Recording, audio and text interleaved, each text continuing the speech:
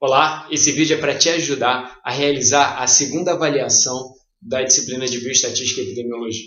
Então, para esse trabalho, eu peço que você escolha um público que você tenha algum tipo de curiosidade. Uma dica que eu te dou é escolha um público que você já tenha algum acesso, um público que você já tenha mais afinidade.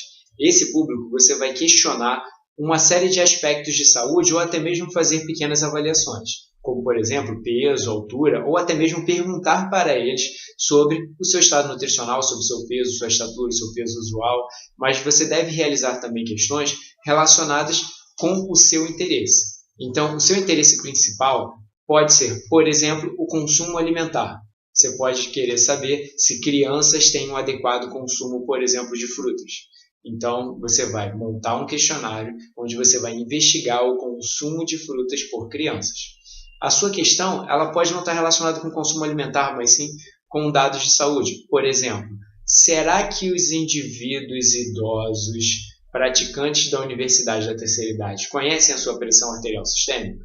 Ou seja, será que eles sabem qual é a sua pressão? Então, pode ser por aí que o seu questionário vai seguir. Ou então você pode ter alguma questão relacionada com composição corporal.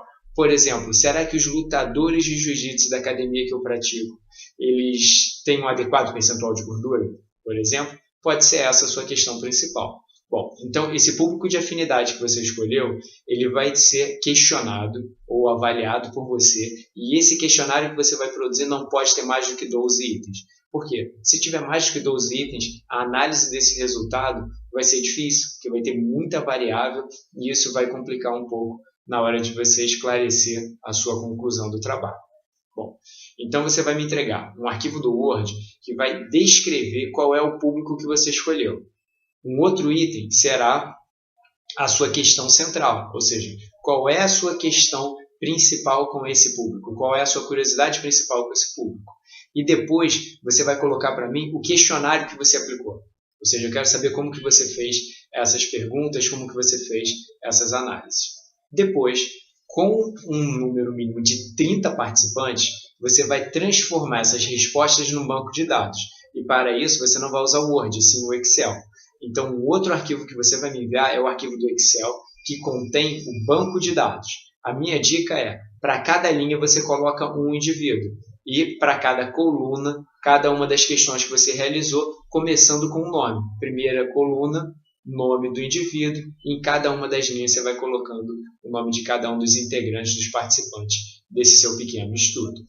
Depois que você montar esse banco de dados, você vai começar a fazer a análise desse banco de dados. Então, você vai escolher, no mínimo, duas variáveis, ou seja, duas questões, as questões que forem principais para esse seu estudo, e você vai produzir gráficos. Então, gráfico de pizza, de barra, ou seja, vai depender do tipo de informação, do tipo de dado que você coletou. Então, você vai produzir, no mínimo, 2 gráficos e também vai calcular uma medida de tendência central e uma medida de variabilidade. Sugestão: calcula a mediana e desvio padrão.